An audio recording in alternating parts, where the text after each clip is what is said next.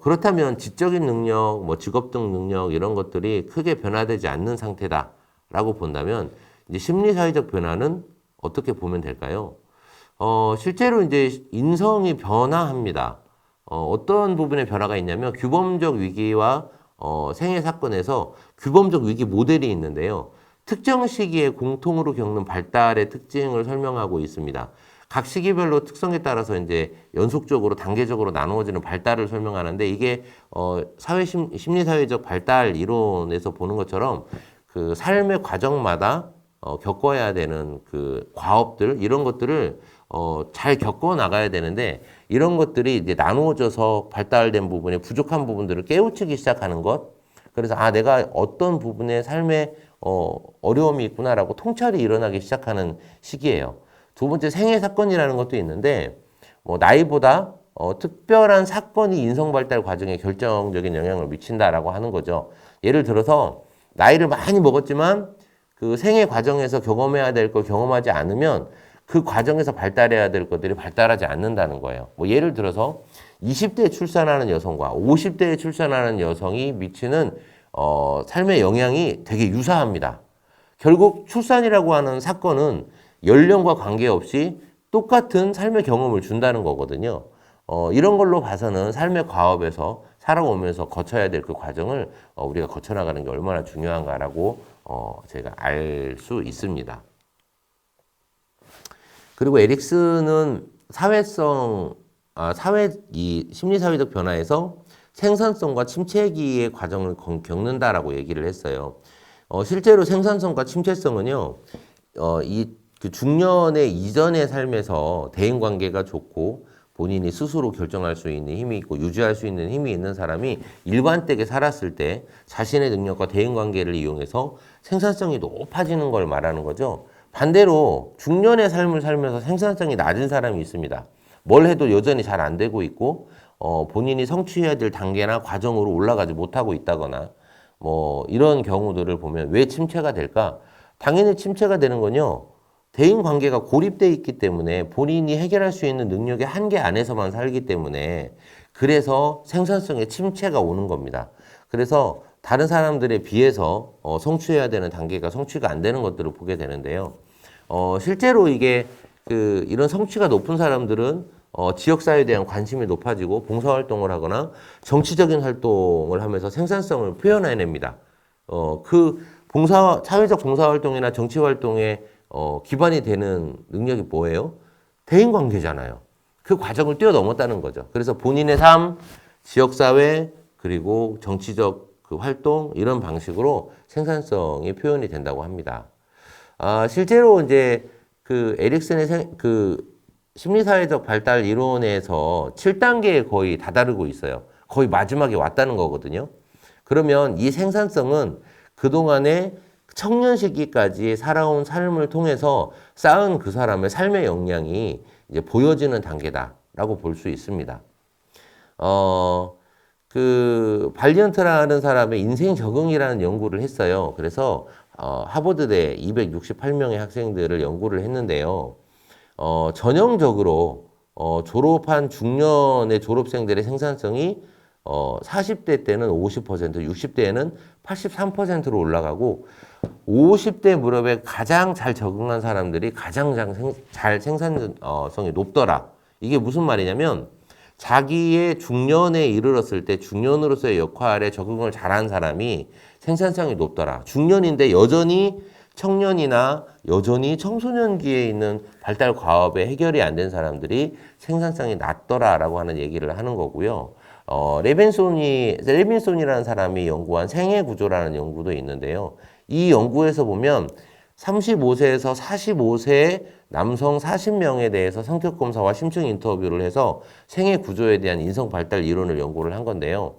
생애 구조는 인생의 기초가 되는 설계로 특정 시점에서 개인이 선택한 삶의 방식입니다. 젊게 살거나 늙게 살거나 파괴적이거나 아니면 창조적이거나 남성성이 높은 주도성으로 살거나 수용성이 높은 여성성으로 살거나 내가 그 사회나 내 외적인 부분에 참여를 하기로 노력을 하거나 아니면 나와 외부를 분리하거나 이렇게 생애 구조를 보면 이 사람이 사는 삶의 방식, 그리고 이 사람의 스타일, 그리고 이 사람의 내적인 역동, 그리고 이 사람의 내적인 역동이 발현되는 외적인 그런 퍼포먼스들을 이렇게 구분을 해 놓은 건데요. 결국 생애 구조는 저 네 가지 구분에 따라서 삶의 생산성이 결정되더라라고 하는 그런 연구입니다. 중년이 오면 위기가 온다고 해요. 저도 이제 중년이거든요. 제가 중년이 되면서 저는 사실 되게 지금까지 젊은 사람의 인식을 하고 산다고 생각을 했습니다. 그런데 살다 보니까 제가 어느 순간에 꼰대가 돼 있더라고요. 예, 과거의 경험, 옛날 이야기, 제가 알고 있던 지식, 그리고 제가 한 경험들을 가지고 현상이나 사람을 평가하려고 하는 것 같아요. 그래서 사람을 평가하고 비난하고 하는 것들에 대한 회의감이 좀 많이 들었습니다. 그래서 이 부분에 스트레스를 받다가 저희가 이제 두 번째 정체성을 좀 찾아야겠다라고 하는 위기가 한번 와서 저도 최근에 터닝 포인트를 좀 가졌던 것 같아요. 의미 있는 목표와 삶을 전환하는 데 중요한 변화의 시점입니다. 위기인지 아닌지는 나이보다 개인의 환경과 자원에 더 관계가 있거든요. 실제로 제 이런 두 번째 터닝 포인트라는 게 저는 사회생활을 하다가 이런 교육이나 상담 쪽으로 이제 진로를 전향하면서 한번 터닝 포인트를 가졌어요. 좋은 선생님이 되고 싶어서 정말 노력을 했는데 중년이 되면서 한 번 더 터닝 포인트가 온 것 같아요. 실제로 이제 청소년들과 청년들을 만나서 직접 그들을 돕는 일을 하는 곳에서 우리 청소년 지도자들과 청년 복지사들을 돕는 일로 한 번 더 터닝 포인트를 가져가야 되겠다라는 생각이 좀 듭니다. 실제로 성인기의 안정과 전환의 기간을 이렇게 교대로 경험한다고 융이 얘기했거든요. 저도 이 안정과 변화가 교대로 지금 경험되는 것 같습니다. 그리고 이제 자해 회복 탄력성이 높은 사람들은 중년의 변화를 성장의 기회로 이용한다고 해요. 요즘 많이 힘드시잖아요. 그 회복 탄력성이라는 건 내가 힘들고 어렵지만 잘 극복해내는 능력이지 않습니까? 뭐 코로나 시기에 가장 힘든 게 요즘 자영업 하시는 분들이라고 해요. 얼마나 힘들고 어려우시겠어요? 하지만 그렇게 힘들고 어려운 상황임에도 불구하고 이 사업의 기회를 삼아서 더 성장하시는 분들도 있어요. 실제로 저희 같은 일을 하는 사람들도 코로나니까 애들 못 오겠네 라고 주저앉는 사람이 있고요. 코로나니까 더 다른 방법으로 만나야지 라고 하는 새로운 도전을 하는 사람들이 있어요. 똑같은 상황이지만 어떤 사람은 위기가 되고 어떤 사람은 기회가 되는 거 아니겠습니까? 또한 이 중년 부부가 건강한 인생 주기를 형성하는데 이런 서로 여가 활동을 같이 함으로써 중년의 위기를 좀 극복하는 데 도움이 많이 된다고 해요. 부부가 아니시면 친구랑 같이 즐겨보세요. 여가 활동을 즐기면서 스트레스를 해소하는 것도 좋은 방법이라고 생각을 합니다. 이렇게 이제 개인적인 그런 심리적 변화도 있지만 가족 관계에도 변화가 많이 오죠. 부부 만족도가 U자형 만족도를 그린다고 합니다. 처음에 신혼 때 엄청 좋았잖아요. 근데 아기 낳으면서 뚝 떨어져요. 한참 힘들단 말이에요. 그런데 아이들이 좀 크면서 회복되다가 애들이 벌써 은퇴를 하면, 내가 은퇴를 하고 아이들이 성장하고 나면 다시 U자로 올라간다고 해요. 그래서 중년 이후에 부부 관계가 회복되는 경우들이 많습니다. 그래서, 중년 초기 부부 만족도가 가장 낮을 때죠. 사춘기 자녀를 키워야 되고 자신의 경력 개발을 위해서 매진해야 되는 시기잖아요. 실제로 부부 간의 그 결혼 만족도를 보면 남편이 만족할까요? 여성이 더 만족할까요?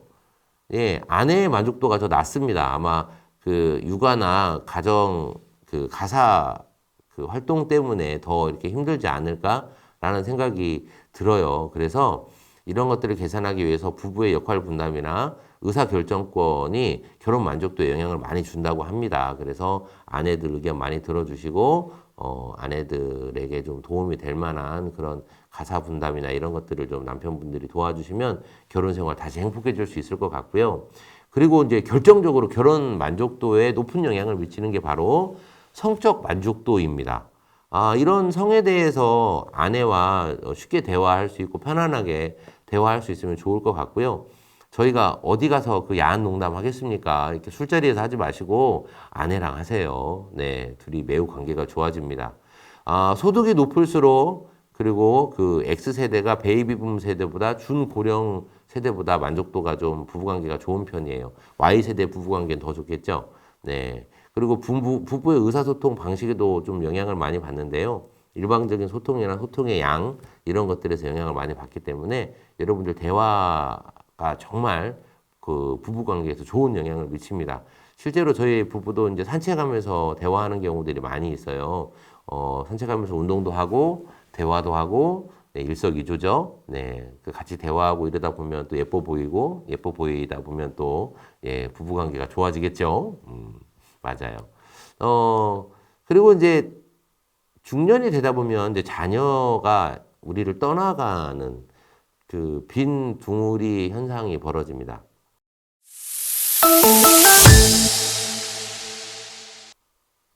대부분 부모들은요, 자녀들이 떠나가도 성공적으로 잘 극복을 하거든요. 그런데 이제 한 5명에 1명 정도가 막내가 집을 떠나갔을 때 슬프고 불행하다는 느낌을 받는다고 해요. 그게 이제 빈 둥지 증후군을 겪으시는 거죠. 그러다 보니까 이제 아이가 떠났는데 아이가 제 자녀가 돌아오고 싶은 게 아니라 예를 들어서 이제 이 자녀가 독립할 만한 준비가 잘 안 돼 있거나 그러면 둥지를 비웠는데 회전문 신드롬이라는 것이 있어요. 부메랑 현상이라고도 하는데요. 자녀들이 20세 후반, 30대, 40대까지 부모를 독립을 못해서 나갔다가 다시 들어오고 나갔다가 다시 들어오고 빙빙 돌거나 부메랑처럼 한참 나갔다가 다시 돌아오거나 이런 현상들이 있거든요. 실제로 이제 그 자녀가 부모에게 독립을 하는 나이가 늦어지면 늦어질수록 경제적으로 사회적으로 독립하는 시기가 늦어지면 늦어질수록 우리에게는 뭐가 올까요? 예, 노후의 위기가 옵니다.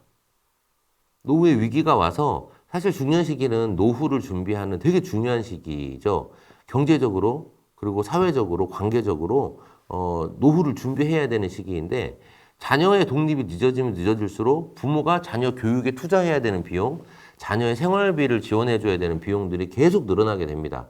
실제로 그게 지속적으로 큰 비용이 아니더라도 이게 지출이 되거나 아니면 교육 때문에 과도한 비용을 지출하게 된다면 부모의 노후는 예, 그 노인 빈곤의 상황에 빠질 수밖에 없는 상황이 되겠죠. 우리나라가 전 세계에서 이제 1등 하는 게 많은데 노인 빈곤이 세계 2위입니다. 세계 2위. 1위는 멕시코라고 하는데요. 그만큼 우리 그동안 중년들이 중년의 삶이 자녀의 양육이 끝나지 않고 부모 부양을 지속해야 되는 그런 상하의 위기 가운데 있는 것 같아요.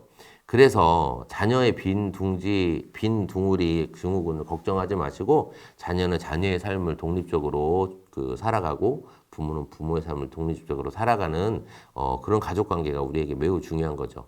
노 부부의 관계도 마찬가지입니다. 사실 기대 수명이 높아지면서 중년의 삶을 사시는 분들이 대부분 그 노후에 이제 연로하신 그런 부모님들을 같이 모시는 경우가 대부분 있습니다. 라이프 스타일이 세대 간에 다르다 보니까 갈등이 생기기도 하고요.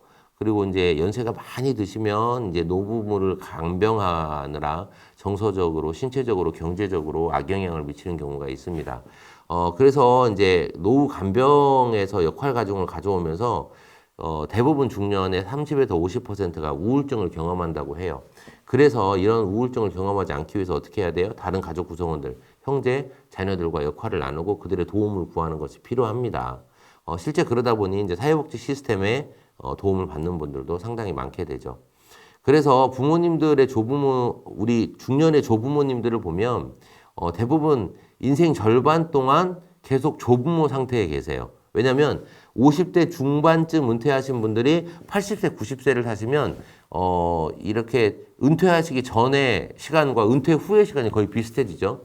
예전보다 조부모님들이 훨씬 더 건강하고 교육을 많이 받아서 젊게 보이고 패션 감각도 있는 것도 사실입니다. 하지만 조부모 가구가 최근 들어서 상당히 빠르게 올라가면서 은퇴 이후에 생활을 준비하지 못하신 조부모님들이 경제적 어려움을 겪는 사례가 너무 많이 보이고요. 그 경제적인 문제를 자녀가 책임지는 비율도 계속 증가하고 있습니다. 그래서 사실 지금 조부모님들의 경제적인 문제를 당장 해결할 수 없겠지만 이걸 보고 반면교사 삼을 필요는 있죠. 뭘 배워야 돼요? 중년이 노후를 준비해야 된다라고 하는 부분에 대해서는 저희에게 큰 가르침을 주는 그런 상황이라고 저는 생각을 합니다. 또한 그 형제 자매 관계도 있죠. 인생에서 가장 오래 유지되는 관계입니다. 같이 태어나서 같이 자랐고 같이 자녀들 키우면서 살고 있는 나이가 비슷한 우리 형제 자매들이죠. 그런데 형제 자매 사회 상호작용은 모래시계 같다고 해요. 무슨 말이냐면 어린 시기, 중년기, 노년기에 형제자매에 가장 많은 상호작용이 있는 반면 각각 자녀를 양육하는 동안 중간에는 상호작용을 별로 못합니다. 그래서 자신의 가정과 경력개발 이후에 형제자매는 다시 중년 이후에 긴밀한 관계를 형성하는 경우들을 좀 보게 되거든요. 실제로 이런 부분에서 형제자매들의 관계가 나중에 자녀를 다 키우고 나오면 중요한 관계가 되기 때문에 좋은 관계를 유지하는 것이 매우 필요하다고 생각합니다. 그렇다면 중년기의 마지막 주요 쟁점을 좀 말씀드리면서 강의를 마칠까 합니다. 중년의 스트레스 관리 매우 중요하죠.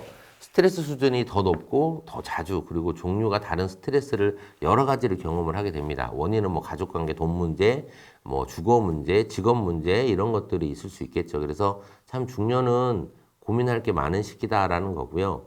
그리고 A유형 패턴이라는 게 있습니다. 개인차는 성격의 요인과 관계가 있는데요. 그 관상동맥 질환이 잘 걸리는 사람은 행동 유형은 경쟁적이고 공격적이고 성급하고 적개심을 가지고 있으며 시간의 압박을 많이 느낀다. 그리고 말투와 행동이 빠르고 참지 못하고 스트레스를 유발하는 상황이 아니더라도 스트레스를 받는다. 이게 뭐냐면 건강 상태에 따라서 심리 상태가 많이 결정된다는 겁니다. 그래서 이런 부분에서 건강관리의 중요성 또 강조되게 되고요. 사실 번아웃을 가장 많이 느끼는 세대이기도 합니다. 물론 청년들도 번아웃이에요라고 하지만 힘들게 참고 착한 아이의 모습으로 견디고 해서 20년, 30년 이렇게 사회생활을 하신 분들도 마찬가지로 이제 탈진 현상이 오게 되죠. 그래서 육체적으로, 정신적으로 소진되고 증상으로는 만성 피로, 일에 대한 분노, 일 요구를 참는 데에 대한 자기 비판, 누가 뭘 해달라 그러면 했어야 되는데 뭐 이런 자기 비판들도 있고, 해서 뭐해 이런 냉소감이 오시는 분도 있고, 그냥 냉소감이 오래되다 보면 고립되시는 분들도 있거든요. 그래서 이렇게 직무탈진이 되기 이전에 그 청년 세대들이나 지금 젊은 학생들처럼 내가 나를 좀 돌아보는 그런 것들이 좀 필요한 시기가 됩니다. 그전에는 가족 위에서, 회사 위에서, 동료 위에서 살았다면 중년이 되시면 조금 내려놓고 자기를 위해서 사시면서 여유를 좀 가지셔야 노후에 대한 조망도 가능하니까 지금은 그런 시기가 아닌가. 그래서 여러분이 회사의 모든 일을 다 하지 않으셔도 됩니다. 여러분들의 후배들, 여러분들의 동료들도 같이 열심히 일을 해줄 거라고 믿고 공동체를 믿고 자신을 좀 돌아보시는 게 좋겠습니다. 또한 우리나라의 평균 퇴직은 57세라고 이제 조사가 돼 있어요. 그러면 이제 중년이 끝날 때쯤 되면 사람들은 대부분 어떤 자신감을 갖냐면 내가 뭔가를 하겠지라고 얘기합니다. 하지만 대부분의 은퇴하시는 분들이 느끼는 건 뭐냐면 은퇴하고 나면 재취업이 어렵다. 그리고 내가 받던 대우가 더 이상 받을 수 없는 대우다. 라는 것들을 깨닫게 되죠. 그리고 은퇴하는 시점부터 국민연금이 나오는 시점까지 5에서 한 10년 정도 소득이 끊깁니다. 그러다 보면 벌어놓은 것으로 내가 좀 살아보지라고 느끼겠지만 이게 그 수입이 없으면 갖고 있는 자산이 사라지는 건 엄청나게 속도가 빠릅니다. 그래서 내가 하고 싶은 일을 선택하는 게 아니라 청년 시기도 마찬가지고 은퇴 시기도 마찬가지예요. 내가 할 수 있는 일을 감사하게 하게 되면 좋겠다라는 생각이 듭니다. 그래서 정기적인 소득이 국민연금이나 연금이 나오는 시점까지 좀 유지가 되셔야 되고 이런 부분에서 좋은 게 이제 공적연금을 받으시는 분들이 좀 더 나은 생활을 하실 수가 있겠죠. 실제 우리나라의 20%의 베이비 부모의 20%는 노후 준비가 미흡하다고 합니다. 그래서 저는 그 요즘 이제 청소년 복지 사업이 되게 많고요. 청년도 청년 복지 사업이 늘어나면서 청년센터도 생기고 있거든요. 근데 노후를 준비하는 중년들을 위한 그 중장년 센터, 뭐 신중년 센터, 또는 뭐 인생 이모작 센터 이런 것들이 되게 중요하다고 생각을 합니다. 왜냐면 사람들이 그 노후에 관심을 갖지만 어떻게 준비하면 좋은지에 대해서까지 깊이 있게 고민하는 사람은 많지 않고 또 실천하는 사람들도 그렇게 많지 않거든요. 왜냐하면 본인 스스로 어떻게 해야 될지 잘 모르기 때문이죠. 그래서 커뮤니티들이 이런 중년의 커뮤니티들이 관심 갖고 있는 이런 그 노후 준비에 대한 부분들을 뭐 예를 들어 대인 관계를 넓혀 간다거나 사람도 노후 준비의 일부입니다. 일로 만난 사람 은퇴하고 만나지 않습니다. 예, 젊었을 때 술 먹던 친구 술 안 먹으면 만나지 않습니다. 그러면 노후에는 어떤 게 중요해요? 취미 생활을 같이 하는 사람들의 관계가 새로워져야 되거든요. 금전적인 부분의 준비도 필요하지만 이 인간관계 준비도 되게 중요하다는 것. 그래서 이런 훈련들을 지원하는 그런 중장년 센터도 전국에서 이제 이렇게 만들어지고 있는 추세입니다. 그래서 이런 중년들을 위한 사업들이 있으면 참 좋겠다라고 하는 생각을 하면서 할 일이 참 많은 중년의 이야기 이것으로 마치도록 하겠습니다. 감사합니다.